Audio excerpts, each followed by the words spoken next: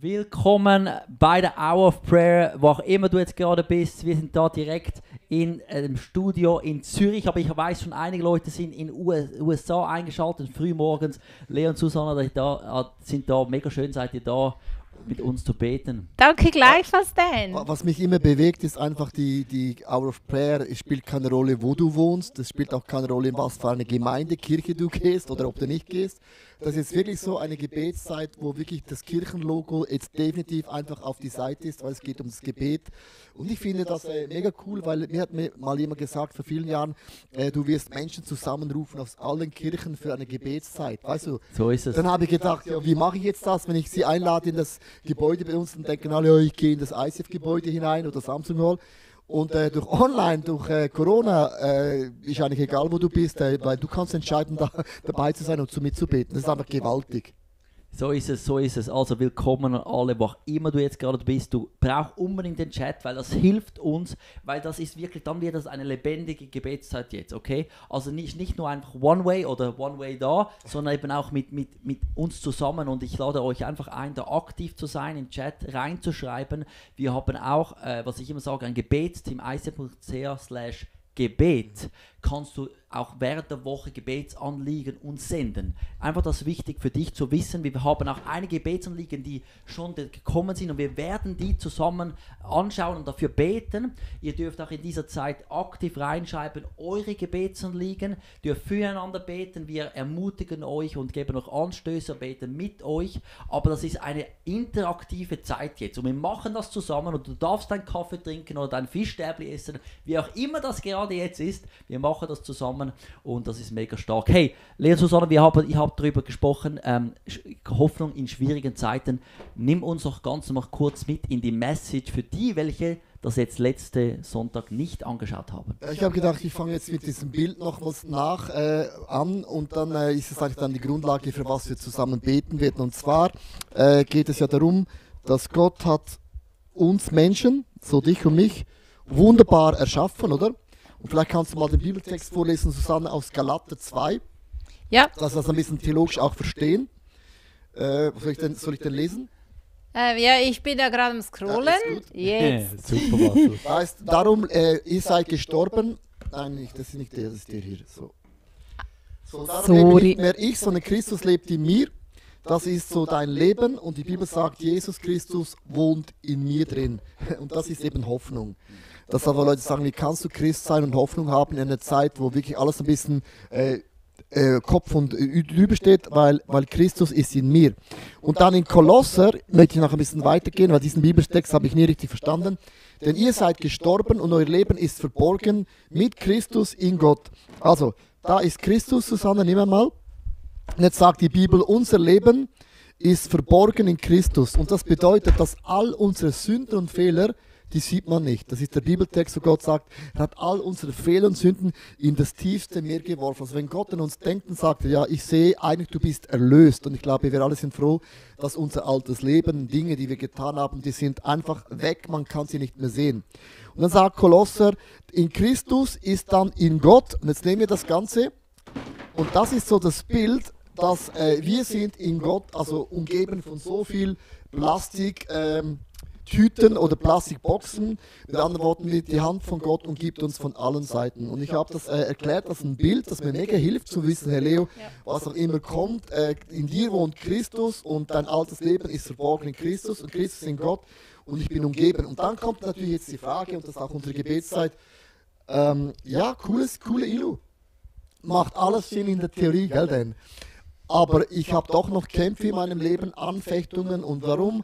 Wird mir sehr oft der Friede geraubt und du musst wissen, wir haben einen Gegner, einen Feind und die Bibel sagt, es gibt einen Teufel, es gibt Mächte und Kräfte und Gewalten und natürlich sagen manchmal Leute, ja, ich glaube nicht mehr an die Hölle, ich glaube nicht mehr an den Teufel, das ist so ein altes Bild. Und dann sage ich immer, ja, look, jede Person kennt die negativen Gefühle, die Gedanken, Kämpfe in dir drin.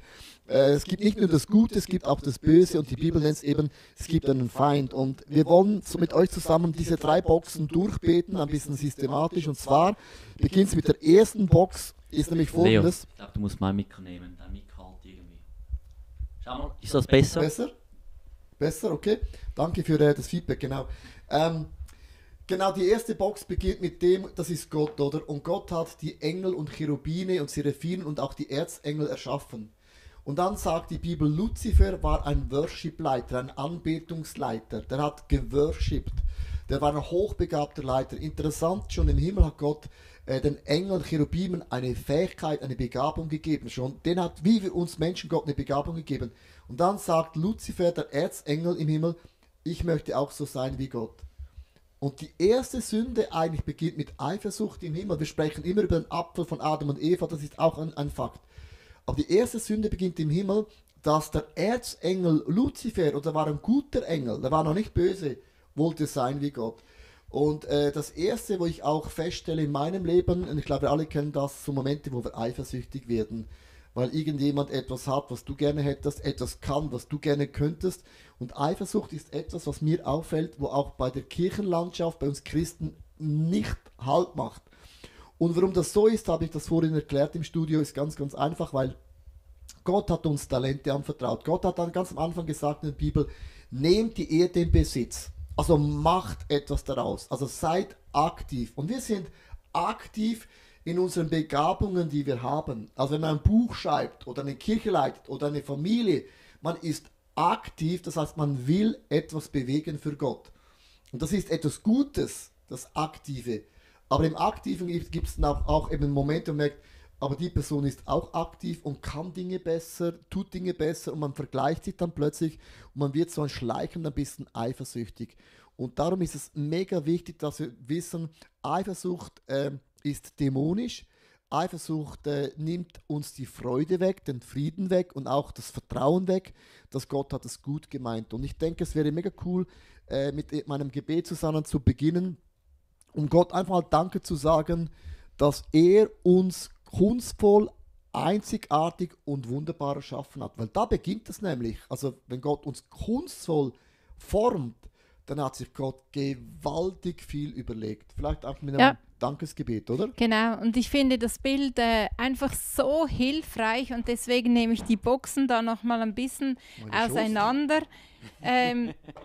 Weil jetzt geht es ja darum, dass wir Danke sagen, dass wir kunstvoll gemacht sind und mir hilft es, Gott Danke zu sagen und das auch zu glauben, dass wir kunstvoll gemacht sind, weil Jesus hier drinnen wohnt.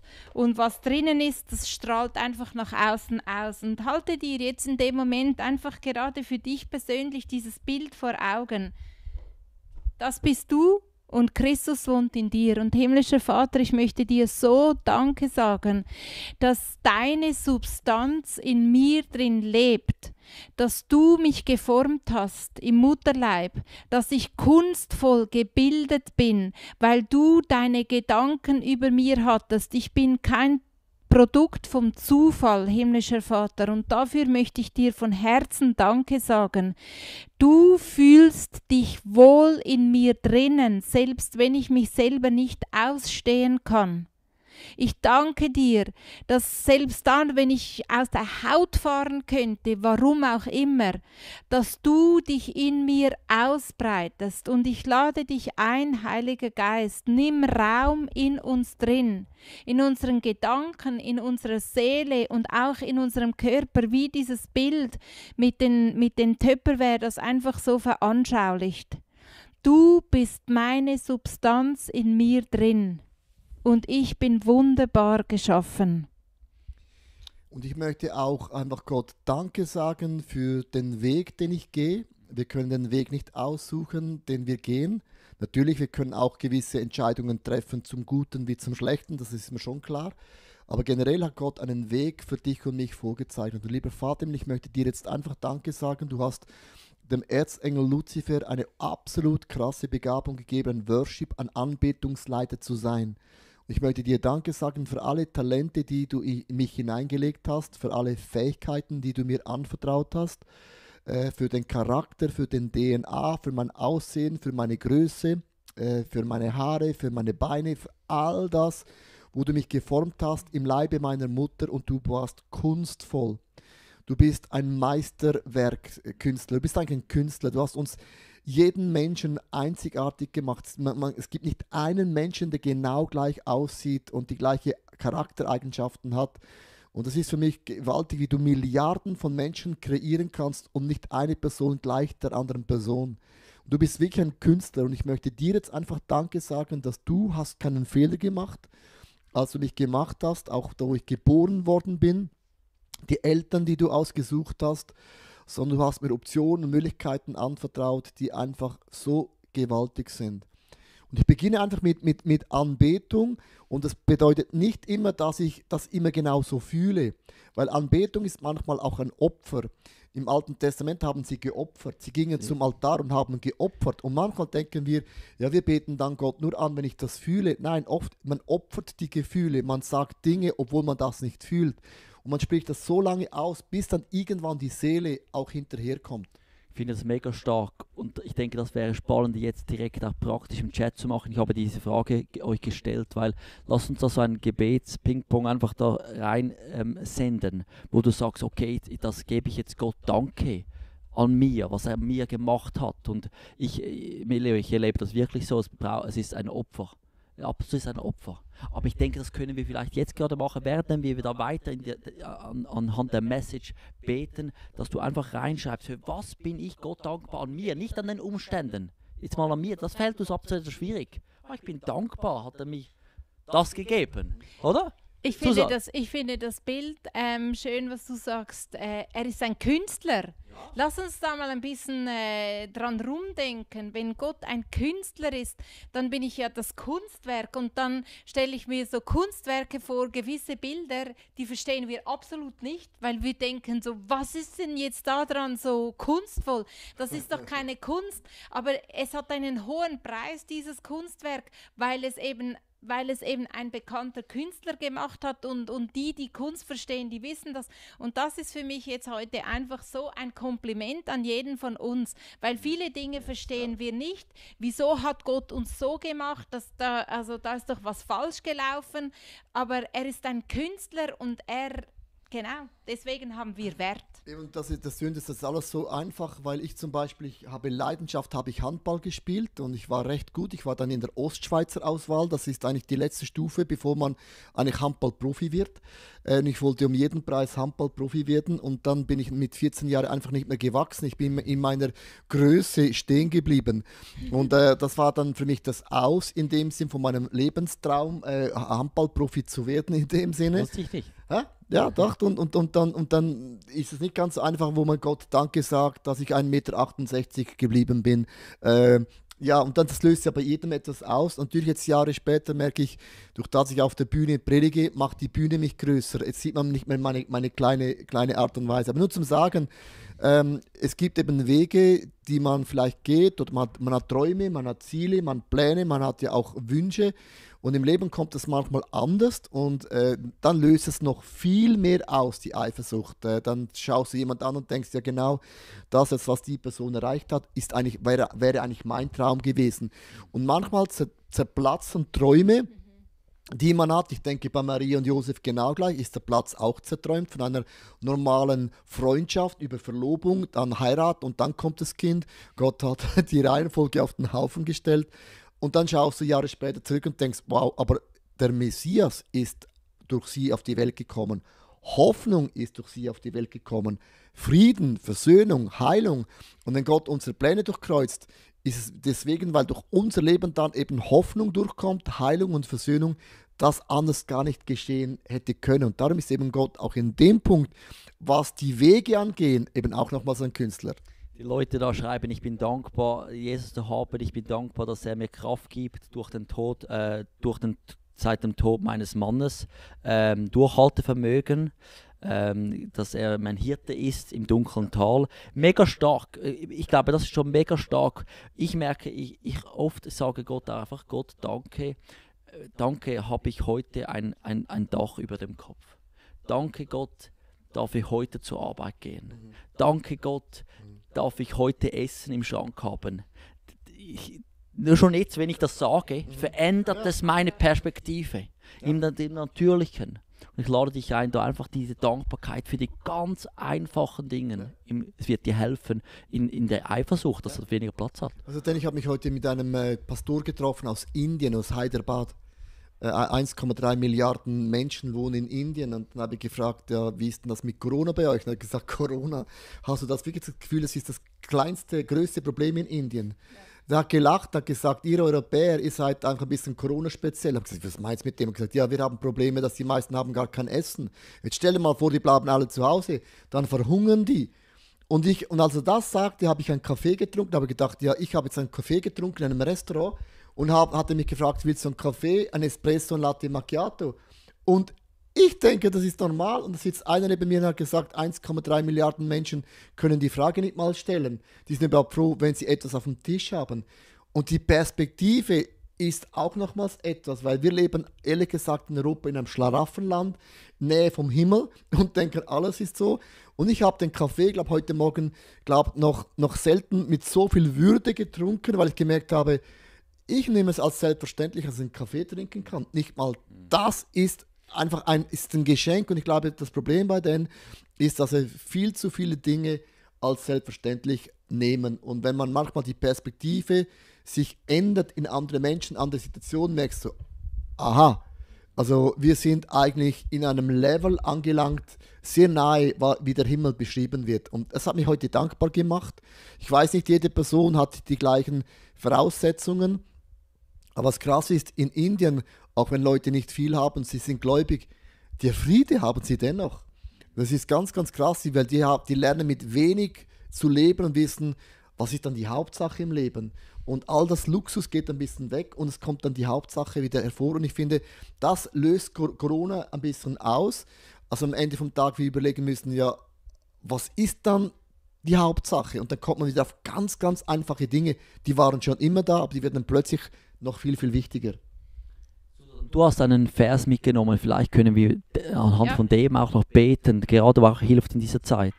Das ist der Jesaja 9, Vers 5 und 6. Das ist einer meiner Lieblings-Weihnachtsprophezeiungen. Und da heißt es, man nennt ihn wunderbarer Ratgeber, starker Gott, ewiger Vater, Friedensfürst. Er wird seine Herrschaft weit ausdehnen und dauerhaften Frieden bringen. Das sagte der Prophet Jesaja schon wie viel? Hunderte, Tausende voraus, weil er irgendwo einfach sieht, in der Zukunft wird jemand kommen, eben der ist ein wunderbarer Ratgeber, das ist ein starker Gott, das ist ein ewiger Vater und ein Friedensfürst.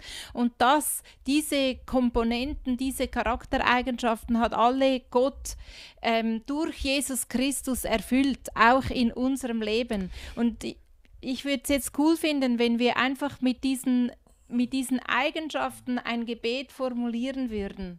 Genau, ich wollte jetzt gerade sagen, das ist mega cool. Max, es ist spontan, das Gebet, wir haben es nicht abgesprochen, ich finde das mega cool.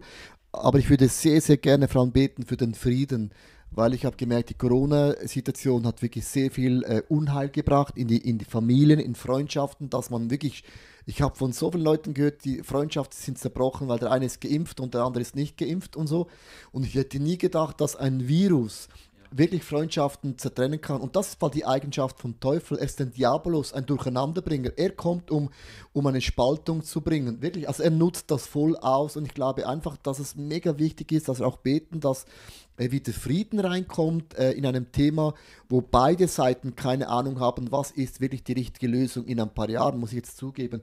Und für das würde ich dann jetzt gerne beten. Vielleicht kannst du jetzt, Susanne, beginnen. Bete doch du dafür, weil gerade in der Weihnachtszeit, wo man sich auch wieder mit der Familie trifft und das vielleicht ein Thema ist, und da hilft mir einfach dieses Bild. Christus, Jesus lebt in mir, und ich bin verborgen in Christus. Das bedeutet, Diskussionen treffen mich viel weniger. Ja. Also ich bete für Frieden und dann könnt ihr noch die anderen Eigenschaften mitbeten. Genau, das ist gut so? Gut, mega. Also ich möchte wirklich beten, dass der Friede Gottes, der höher ist als alle Vernunft, wieder einzieht in deine Familie, in deine Freundschaften, in deine Church, auch in deine Stadt, in dein Land, wo du drin bist. Ich bete wirklich, wirklich, wirklich, dass der Feind hat nicht das Anrecht, etwas in zwei Teile zu teilen. Er ist ein Durcheinanderbringer, er ist ein Zerstörer, kam um zu stehlen, zu töten und zu vernichten. Und er vernichtet Freundschaften, er vernichtet ganze Kirchen, ganze Kirchenbünde über ein Thema, wo nicht die Hauptsache ist. Corona ist nicht die Hauptsache. Wirklich nicht. Es sterben mehr Leute an Hunger jeden Tag, es sterben mehr Leute an Herz- und Kreislauf als an Corona. Und ich möchte jetzt wirklich bitten, dass du, Gott, ein Wunder bewirkst. Es braucht auch Weisheit, wie man aufeinander zugehen kann. Ich bete auch für Demut, wo man sich auch entschuldigen kann über Dinge, wo man vielleicht auch falsch gelegen ist oder falsch gedacht hat. Aber ich bete wirklich, dass dein Reich komme, dein Wille geschehe. Und wenn dein Reich kommt, kommt es immer mit Frieden, mit Freude, mit Annahme, mit Vergebung, mit Heilung, mit Versöhnung. Und ich bete, dass in deine Familie, in deine Situation der Geist der Versöhnung einzieht. Und wir sagen, dass der Geist von Zerbruch, von Streit, von Abgrenzungen hat kein Anrecht mehr in deinem Leben. Und ich sage, der Friede von Gott kam und er wird immer bleiben. Und ich bete für ein Wunder für deine Situation, wo du drin bist. Wir errichten denn die Friedensflagge und sagen, in meinem Haus, in meiner Familie, in unserer Church, in meiner Small Group, wo auch immer du bist, regiert der Friedefürst Gottes und er verbindet. Jesus sagte zu den Jüngern, als er die Erde verließ, bleibt in Einheit, achtet, dass ihr nicht getrennt werdet. Und er hat gesagt, betet zusammen, dass er in der Einheit bleibt. Und Jesus wusste, es werden Herausforderungen kommen und das kann ein Virus sein, das kann politisch was sein, was auch immer das sein möge. Aber wir lassen es nicht zu, dass die Einheit, die uns verbindet, ist ein Name und sein Name ist Jesus Christus. Da sind wir uns einig und dieser Name verbindet, dieses Evangelium verbindet uns zusammen. Ja, und ich möchte dir einfach Danke sagen, dass du ein starker Gott bist. Und ich nehme dieses Bild von diesen Boxen einfach als Bild für den starken Gott. Wenn ich mir vorstelle, ich bin so eingepackt, genau, danke. Deine Box. Es ist schwierig so zu beten. Ich möchte dir einfach Danke sagen, dass du ein starker Gott bist in meinem Leben. So fest eingepackt mit dir um mich herum, mit dir in mir drin, bin ich einfach und genau so fest eingepackt und trotzdem weich und trotzdem sensibel für meine Mitmenschen und trotzdem kann ich Mitgefühl zeigen und mein Herz öffnen, weil ich weiß, du bist der starke Gott. Du hilfst mir, Dinge zu tun, die ich selber nicht vermag. Du gibst mir neue Kraft jeden Tag, wie es im Psalm 23 heißt und wie es auch die eine Person im Chat geschrieben hat, neue Kraft jeden Tag, auch wenn der Ehemann verstorben ist. Ich möchte dir Danke sagen, dass du unser starker Gott bist und ich sehe da einfach so ein Muskelarm in meinem Leben, Zusatzkraft, die ich nicht weiß, die kein Ende hat, Vielen Dank. Und Vater, wir rufen dich auch an als der wunderbare Ratgeber. Du bist der, welcher Rat gibt. Und wir laden jetzt dich ein, durch deinen Geist einfach zu kommen und auch uns Rat zu geben. Gerade in diesen Herausforderungen, nicht friedlichen Situationen, friedlich zu leben. Gerade in Situationen, wo wir denken, wo kommt die Kraft, Rat zu haben, Weisheit zu haben, die richtigen Schritte zu machen, auf dich zu hoffen. Ich bete wirklich, dass du gerade jetzt jedem, der zuschaut, auch du neue Gedanken gibst. Heiliger Geist, komm gerade jetzt und mit neuem Gedanken, Weisheiten, neuen Ideen, neuen Sichtweisen für Dinge. Du bist unser wunderbarer Ratgeber und wir rufen dich an als dem und wir danke, lebst du eben in uns. Und wenn das flasht mich noch, wenn ja ich in dir bin, Vater, ich in Christus bin, dann sollen die Leute auch Weisheit sehen in mir. Und ich danke dir auch, dass ich weise sein darf. Ich lade dich ein, wenn das für dich jetzt gerade schwierig ist, das zu sagen. Danke Gott, dass ich weise sein darf, weil du in mir lebst. Amen. Amen. Also vielleicht nochmal zu der Box zurück, zum zweiten Anliegen, das wir gerne beten möchten. Also der Luzifer, hochbegabter Erzengel, wollte sein wie Gott und Gott widersteht dem Stolzen, warf ihn runter auf diese Erde Und das nächste Playfield, wo er eben wütet, ist die Erde. Und es ist interessant, er greift dann Jesus Christus in der Wüste an, der Teufel plötzlich das Böse. Und Jesus war 40 Tage und Nächte in der Wüste, um zu beten. Und er war eigentlich sich am Vorzubereiten für seinen Dienst, wo er dann hinausging, um das Evangelium verkündete mit Zeichen und Wunder. Blinde wurden sehend, Lahme wurden gehend, Taube konnten hören, Dämonen wurden ausgetrieben, Tote sind aufgestanden, hat Menschen Hoffnung gebracht und Versöhnung gebracht. Ist interessant, dass der Feind dann eben zu Jesus kommt in die Wüste, zum Sohn Gottes und sagt, du, wenn du der Sohn Gottes bist, dann stürze ich da von der Mauer runter oder bete mich an, dann werde ich dir alle Reichtümer von der Erde geben. Und was eben geschieht, dass oft, wenn wir schwach sind, wenn wir so einen Wüstenmoment erleben, wo wir einfach ein bisschen nicht so, in einer Wüste sah Jesus ja nicht die Hand Gottes mit den Wundern, ist noch interessant, hat sie nicht gesehen, aber in der Wüste wusste Jesus, wer sein Gott ist.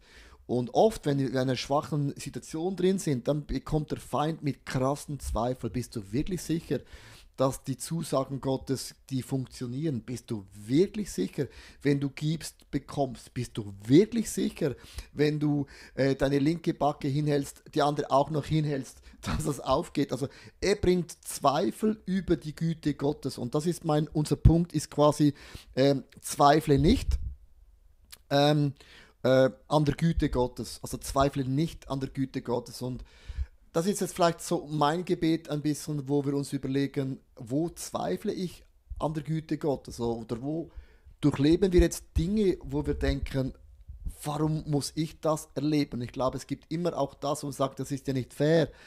Ich war vielleicht mehr in der Kirche, habe mehr gespendet, da kommt immer das Vergleichen auch wieder. Du kannst deinen Wüstenmoment nicht vergleichen mit anderen Menschen, aber für mich gibt es einen Satz, der mir hilft, ist folgender: Gott führt dich doch nicht so weit in deinem Leben wie Jesus, wo den Himmel verlassen hat, durchläuft alle Hindernisse von Maria, von Josef, von einer Krippe dann nach Ägypten zu fliehen, und er ist in der Wüste und Gott sagt, ja, bis hierhin habe ich geführt, aber jetzt habe ich auch keinen Bock mehr. Macht ja Gott nicht. Aber wie können wir da so beten? Also in so einem Moment, vielleicht sind jetzt gerade einige Leute, die schauen zu und sagen, wie können wir dann beten? Wie sollen wir unser Gefühl ausleeren bei Gott? In so einem Moment ist es wichtig, dass du eben die Zusagen Gottes proklamierst.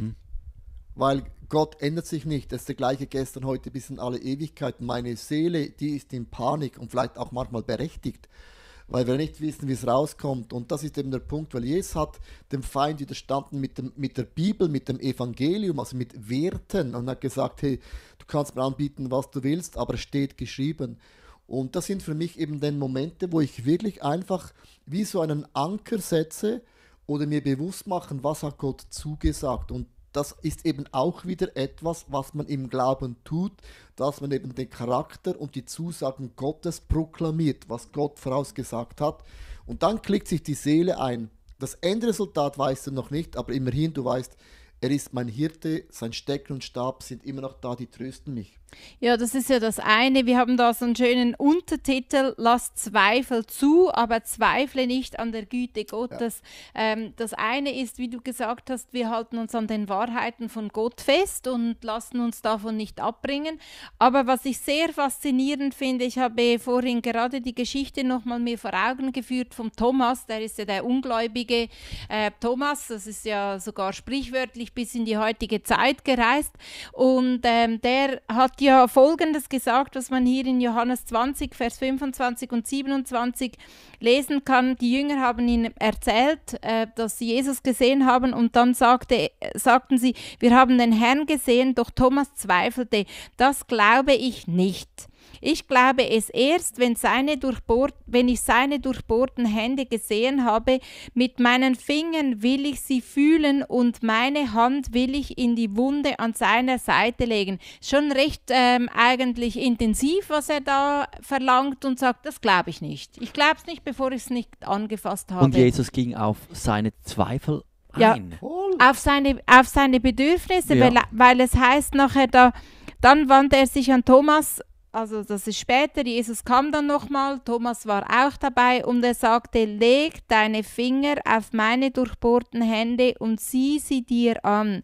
Gib mir deine Hand und leg sie in die Wunde an meiner Seite. Zweifle nicht länger, sondern glaube nur. Und ich stelle mir einfach gerade so vor, dass viele von uns, vielleicht die jetzt auch zuschauen und eingeschaltet haben, an der Weihnachtsgeschichte überhaupt zweifeln. Das Kind in der Krippe, super, das hat alles gepasst, als man Kind ist, aber die Zweifel, ob das wirklich etwas mit meinem Leben zu tun hat. Und ich lade dich von Herzen ein, einfach diese Zweifel zu artikulieren. Also lass die Zweifel zu, aber zweifle nicht an der Güte Gottes. Könntest du mit uns vielleicht gerade etwas beten, wie das vielleicht bei dir aussehen würde? Ja. Einfach ganz persönlich. Also lass uns doch mal auf dieses Experiment ein und die Augen schließen und dir vorstellen, du stehst da vor der Krippe. Vielleicht hast du die Krippe vor Augen, die du jeweils als Kind in der Kirche gesehen hast, oder vielleicht die Krippe, die du zu Hause aufgestellt hast, die heilige Familie, die du irgendwo platziert hast, einfach um es ein bisschen weihnachtlich zu machen. Und Jesus, wir kommen jetzt in den Stall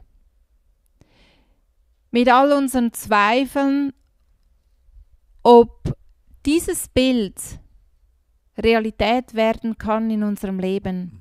Ob dieses Christkind tatsächlich dieser starke Gott ist, tatsächlich die Hoffnung ist in meinem Leben, tatsächlich so viel Leben und so viel Gutes und so viel Licht bringt, wie immer erzählt wird. Das sind meine Zweifel. Und ich lege sie einfach vor dich hin. Und in meiner Vorstellung sehe ich, dass du dich jedem von uns näherst. Das Kind in der Krippe bist du nicht mehr. Aber du sagst, wenn wir uns dir nähern, so wie wir es wissen, halt mit zur Krippe gehen, dann näherst du dich uns. Und du trittst einfach von hinten oder von der Seite in deiner sanften Art an jeden von uns heran und sagst, hier bin ich. Ja, und auch die Weißen, sie haben Weihrauch, Myrrhe und Gold gebracht.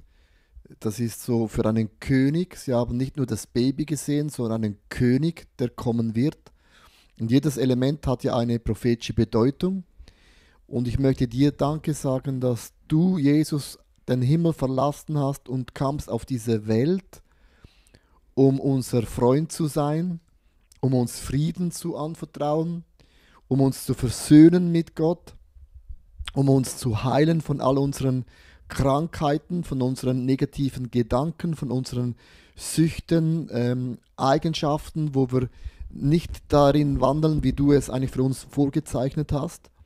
Und ich danke dir einfach auch für deine Versöhnung, dass wir in der Lage sind, mit dir, uns mit Menschen, mit Situationen zu versöhnen. Und ich danke dir auch, dass dieser Friede nicht nur etwas ist, das ein Gefühl ist, sondern effektiv auch durch meine ganze Familie, durch meine Finanzen, durch meine Gesundheit hindurchströmt. Und du auch derjenige bist, der einfach Dinge wieder in Ordnung bringst, das aus dem Lot gefallen ist. Und deine Herrschaft, die ist angebrochen, deine Herrschaft ist etabliert und man sagt auch, dein Königreich kann man nicht mehr stoppen, das ist nicht von dieser Welt. Es sind auch nicht Prinzipien, wie Menschen denken und auch lenken und es auch etablieren, sondern du hast Werte hineingerufen, die eben vom Himmel her gedacht sind. Und der Himmel ist angebrochen durch Weihnachten, weil der Himmel auf die Erde kam. Und für das möchte ich dir einfach Danke sagen, Jesus, dass auch in meinem größten Wüstenmoment, wo ich nicht durchblicke, nicht durchsehe, dass Hoffnung etwas ist, das eben eine Begründung hat und ein Fundament ist, eine Zusage ist, und das bist du, Jesus Christus. Und ich sehe einfach, dass viele jetzt von uns wirklich bei dieser Krippe niederknien. Ja. Es fällt dir schwer, zu einem Gott zu beten, zu Gott im Himmel zu beten, aber es fällt dir viel einfacher, einfach vor dieser Krippe niederzuknien und diesem Jesuskind, diesem Christkind zu sagen, dass du eigentlich ein verwundetes Herz hast und er hört dich. Yes. Es spielt keine Rolle. Er ist jetzt in dem Moment da. Und ich sehe einfach oder habe so den Eindruck, dass einige von uns einfach so ein verwundetes Herz halten, die Hand darüber und deswegen hat es aufgehört zu bluten. Aber es wäre jetzt an der Zeit, einfach die Hände aufzumachen und Jesus dieses Herz zu geben. Und ich danke dir, Jesus, dass du dich so erniedrigt hast, dass es uns möglich ist, uns vor dir auch verletzlich zu machen und zu sagen, mein Herz blutet über diese Situation, über jene Situation. Mein Herz blutet, weil es jemand kaputt gemacht hat, weil es jemand draufgetreten ist, weil jemand reingestochen hat. Und du kannst es heute vielleicht zum ersten Mal einfach diesem Christkind sagen und wissen, dahinter steht der lebendige Gott. Und er hört dich und er sieht dich. Und Gott, du hast mich gerade erinnert an diesen Vers, dass du wirst dort nahe sein, wenn wir dich suchen. Also du machst einen Schritt auf uns zu, wenn wir einen Schritt auf dich zu machen. Und ich danke dir, dass ich wirklich für das nicht alles wissen muss. Ich muss nicht alles wissen. Ich brauche dich einfach. Und wo auch immer gerade du bist, du hast vielleicht Fragen, aber mach diesen mutigen Schritt auf diesen Jesus zu, der eben nicht mehr nur noch in der Krippe liegt, der ist der auferstandene Retter. Wir müssen nicht mit allen Antworten zu ihm kommen. Wir müssen einfach ihn suchen, mit all unseren Fragen. Und er macht einen Schritt auf uns zu. Er wird einen Schritt auf dich zu machen. Amen. Amen. So, vielleicht in diesem Bild nochmals auch zu bleiben. Also Luzifer hat einen Erzengel hochbegabt, hat Gott vom Himmel geworfen, kam auf diese Erde, hat Christus angegriffen und das hat auch nicht versucht. Und was er eben dann macht, theologisch, er greift dich und mich an. Und ich möchte es vorlesen in Offenbarung, Kapitel 12, Vers 10. Denn der Verkläger, das heißt auch der Feind, der unsere Brüder und Schwestern ist gestürzt, der sie verklagte Tag und Nacht vor unserem Gott. Und die Bibel sagt, dass der Feind, der ist in der Gegenwart Gottes und bringt ihm unsere Fehler, die wir Christen tun. Also das sagt die Bibel. Aber er ist gestürzt. Und darum ist mein letzter Punkt ist, nimm die Vergebung in Anspruch, aber lebe nicht mit Schuldgefühlen. Und mir fällt eben auf, dass viele Leute, die wissen, ja, mir ist vergeben worden und doch kommen sie mit ihrer Geschichte und denken, was Leute denken. Und das bedeutet, man hat Schuldgefühle, weil man schämt sich vor den Menschen. Und Scham funktioniert eben nicht, weil jetzt die kleine Boxe, Jesus Christus ist in mir mittendrin. Und das bedeutet, er hat all meine Sünden und Fehler auf sich genommen, damit wir vor Gott und vor den Menschen stehen dürfen als einen Neuanfang. Und das finde ich mega, mega wichtig, dass du auch diese Schuldgefühle wegwischst und sagst, ja, ich habe Dinge falsch gemacht. Bewusst, ja, habe ich. Ich habe auch Dinge unbewusst falsch gemacht, aber mir wurde vergeben, nicht weil ich es verdient habe. Gnade ist unlogisch, unbegreiflich, würden wir nie so tun. Und das ist eben genau die Güte und Dimension Gottes, dass er uns vergeben hat. Und darum ist es mega, mega wichtig, dass wir uns auch zusagen, na ja, was Leute denken, ist eine Sache, aber was Gott denn denkt, das ist das Matchentscheidende. Und er sieht bei uns keine Fehler mehr, weil wir sind verborgen in Christus. Das heißt, unser altes Leben sieht man gar nicht mehr und Christus ist in Gott. Und ich fände es mega schön, wenn du Susanne einfach jetzt noch kurz beten könntest, dass auch diese Schuldgefühle die Menschen immer noch mit sich herumtragen, obwohl sie gläubig sind. Es hört sich so einfach an, aber ich weiß, es ist nicht so immer so einfach. Nein, ist es eben nicht, aber darum sind ja solche Illustrationen eben genauso hilfreich. Mega. Also das ist eben, Mega. ist eben genau der Punkt. Es ist, ich weiß, was du meinst. Es ist, hört sich einfach an. Aber mir hilft eben, also zum Beispiel, wenn Eifersucht anklopft, dann denke ich an dieses Plastikbehälter. Also das Bild ist ja nur ein Link, wo man sagt, hey Leo, komm mal runter. Also jetzt ist der Feind völlig dran, dir etwas in deinen Kopf hinein zu legen, das einfach nicht stimmt. Wenn du der Wüste drin bist, dann denken Jesus, ja, der hat das ja auch erlebt. Also diese Plastikbehälter, es ist eine Hilfe, deine Gedanken zu sortieren. Ja. Und das braucht man sehr, sehr dringend, weil sonst ist die Seele, die ist verloren, die schwebt rum wie ein Blatt und macht dann, was sie will. Und darum, Susanne, finde ich es mega cool, wenn du den Leuten einfach die Vergebung zusprichst, weil Jesus hat uns vergeben und die Anklage von Feind hat keine Berechtigung mehr. Und mir kommt da einfach die Geschichte in den Sinn mit dem gelähmten Mann, den sie vor Jesus gebracht haben. Und die Pharisäer, das heißt die es können, die wortgewandt sind, die sich mit der Bibel auskennen, die Kirchenleute. Und ich sehe sie so dort stehen und warten, bis Jesus einfach sagt, okay, der ist jetzt gelähmt, weil er Schuld auf sich geladen hat. Aber alles, was Jesus macht, ist, streckt ihm die Hand entgegen und er vergibt ihm die Schuld. Und ich danke dir, Jesus, dass du die Macht hast, Schuld zu vergeben. Das bedeutet, dass wenn wir dir unsere Schuld eingestehen, dann reinigt uns dein Blut und vergibt uns alle unsere Sünden und reinigt uns von unserer Schuld. Und begegne du einfach jetzt nochmal jede Person, die sich schuldig fühlt, die Schuldgefühle vielleicht schon Jahrzehnte mit sich rumträgt, vielleicht auch neu einfach gestolpert ist, umgefallen, sich und andere damit verletzt hat. Berühre du uns und wir geben dir unsere Schuldgefühle.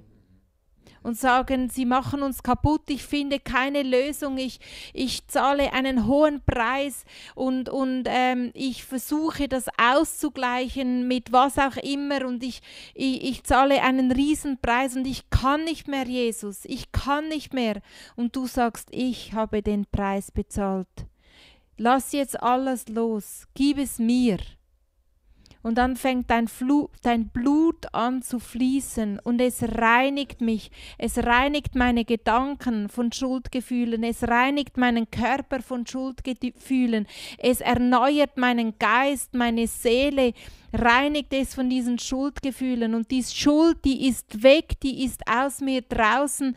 Die Sünde, die habe ich dir abgegeben am Kreuz. Sie ist angenagelt mit dir. Der Schuldbrief ist zerrissen, der mit seinen Forderungen so schwer auf uns lastete. Zerrissen, sieh es, wie es zerrissen ist, dass du dem Ankläger diesen zerrissenen Schuldbrief entgegenhalten kannst und sagen, mir ist vergeben. Mir ist vergeben, ich habe dieses weiße Kleid geschenkt bekommen und ich habe es angezogen und nicht einfach über das Schmutzige, sondern ich habe das Schmutzige ausgezogen, Jesus abgegeben, sein Blut hat mich gereinigt und ich habe dieses neue Kleid, diese neue Identität als Kind Gottes angezogen. Weißt du, ein Bild, das mir immer hilft, wenn es um Schuld und Vergebung geht, ist so in der Schule, gibt es ja diese Wand und da kann man mit Kreide ja schreiben. Das war noch früher so, heute macht man das meistens mit Laptop und Dings. Und dann musste immer am Ende jemand von einer Schullektion musste die Wandtafel reinigen. Und dann nahm man einen Schwamm mit Wasser und hat das weggewischt und dann einen Schaber und hat die Wandtafel wieder neu gemacht. Und das bedeutet dann, die Person, die nächste Klasse, die kommt, was die sehen, ist eine frische Wandtafel. Da sieht man nichts mehr, was geschrieben war vorhin. Und das ist eben so für mich so, es gibt ja ganz verschiedene Bilder. Er wirft meine Sünden in das tiefste Meer. Man findet es nicht mehr, oder die Juden machen beim Neujahrsfest so ein Blatt, wo sie in das Wasser legen und das Blatt löst sich auf und sagen, so sind meine Sünden, es ist aufgelöst, man findet es nicht mehr. Oder eben die Wandtafel, man nimmt den Schwamm, nass, Schaber und es ist wieder neu. Oder ein Buch, du schlägst eine neue Seite auf und sagst, okay, neu und leer und weiß. Und es gibt so viele Bilder, die dir eben helfen, dass mit Gott gibt es immer einen Neuanfang. Und der Neuanfang ist zum Glück eben ein Neuanfang. Starkes Bild, danke vielmals. Hey, wir wollen noch einen Moment nehmen, wo wir für 2 Gebetsanliegen der Kirche beten. Ist das okay? Darf ich die reinbringen? Wo ich einfach immer stark finde, ich merke gerade, da sind so viele krasse Beter jetzt live online dabei. Und ich finde es krass, weil einfach zu sehen, euer Herz für Gebet, das verändert viel. Und es wäre mega schön, zusammen zu beten. Ein Gebetsanliegen ist für jemanden, der sagt, ich habe seit einiger Zeit eine anhaltende Depression. Mit immer wieder Angst und Panikattacken. In mir ist eine große Leere und innere Blockade, Entscheidungen zu treffen. Meinen Job, das betrifft meine Frau, meine Kinder, meinen Zustand. Ich brauche neue Hoffnung, dass ich da wieder rauskomme und wieder leben kann und brauche neue Kraft. Vielleicht können wir für das beten, vielleicht Susanna und Leo. Da hat jemand gesagt, liebe Gebetsin, wir beten für unseren 6-jährigen Enkel. Er stottert so furchtbar und mir als Oma tut es so weh. Einfach auch dafür für die Kinder sagt, hey, dass auf der einen Seite, dass erst die Oma selber Frieden haben kann, aber auch, dass sie eben, dass etwas passiert in ihrem Enkelkind. Ja, ich bete für die Person mit Depressionen und Heiliger Geist, ich bitte dich einfach, dass du dein Leben in diese Person reinhauchst. Und wir laden dich, Heiliger Geist, ein, du Geist vom Leben in diese Person hinein. Und wir sagen im Geist der Depression, dass du rausgehst. Yes. Und gerade bei Depression ist es so auch eine Gratwanderung, so ein heikles Thema, weil menschlich gesehen ist es oft unmöglich, aber du sagst über diese Person, was für Menschen unmöglich ist, das ist bei Gott möglich. Und ich spreche über deinem Leben aus, der starke Gott. Ich spreche über deinem Leben aus, der ewige Vater. Ich spreche über deinem Leben aus, der Friedefürst, der Friede in deinem Inneren, der Zustand von innerer Ruhe und Harmonie über deinem Körper, über deiner Seele und über deinem Geist. Und der Zustand von innerer Ruhe und Harmonie auch gegenüber Gott und gegenüber der geistlichen Welt. Und ich spreche dir zu, da ist der Friedefürst. Ich spreche dir zu, da ist der starke Gott, der ewige Vater und der wunderbare Ratgeber, der dir jetzt in dem Moment einfach erleuchtete Augen gibt, was dir gut tut, wo du ganz praktisch in dieser Depression Dinge tun kannst, die eine Heilung, die eine Lebenskraft positiv unterstützen. Im Namen Jesus. Du bist gesegnet mit diesem wunderbaren Ratgeber. Ich bete auch für das Kind von 6 Jahre alt, wo es stottert. Ich bete einfach, dass der Geist vom Stottern, Jesus hat immer den Geist ausgetrieben, den Geist vom Fieber, der Geist der Blindheit, der Geist vom Staubheit. Es ist ein Geist, dass der Geist vom Stottern aus dir im Namen von Jesus Christus rausgeht. Und was auch immer der Grund ist, dass du stotterst, es kann vielleicht eine Unsicherheit sein, es kann vielleicht etwas sein, wo du dich nicht wohlfühlst, was auch immer der Grund in deinem Leben ist. Ich sage, dein Zentrum und dein Friede und deine Identität ist gegründet in diesem Gott im Himmel. Er hat dich geformt und er hat dich geprägt und er hat dich gewollt. Und ich segne dich einfach, dass du weißt, du bist getragen von dieser Güte Gottes, du bist umgeben von der Güte Gottes, aber auch die Güte Gottes ist eine Dimension in deinem Leben, die Dinge dir hervorbringt, die du noch nicht in der Lage gewesen bist zu artikulieren, zu formulieren, auszusprechen.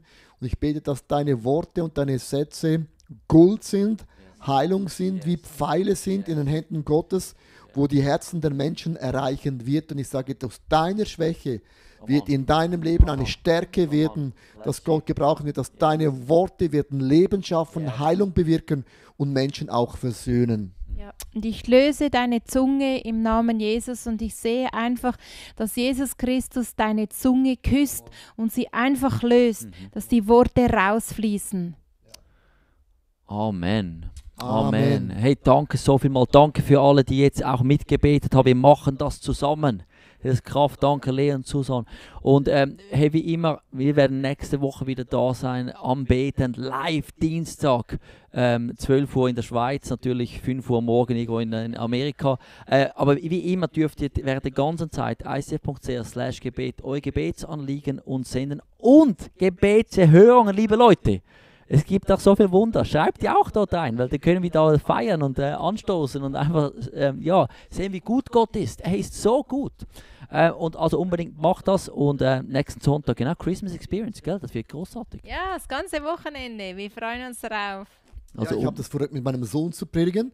Eigentlich hätte ich es mit meiner Frau gemacht, aber bei der Vorbereitung habe ich gemerkt, unser Sohn hat eine so krasse Geschichte erlebt mit Gott, dass ich wirklich gemerkt habe, das ist auch für mich eine mega berührende Message, wenn man Gott vertraut und Gott manchmal die Pläne durchkreuzt, wo man Gott nicht versteht. Also man hört Gott reden, aber man versteht nicht wieso. Und Jahre später merkst du, boah, gewaltig. Ich freue mich. Und das alles eingepackt in ein Kunstwerk von Darstellerinnen und Darstellern und einfach, apropos Kunst, hatten wir es ja am Anfang kunstvoll gemacht und wir sehen ein Kunstwerk. Also, sei unbedingt dabei, Sonntag streamen wir live, okay? Also ich zähle auf dich, dass du dabei bist, send den Link raus in die ganze Welt. Ich freue mich riesig, wir sehen uns, bis dann. Bye bye. Ciao, ciao. Tschüss.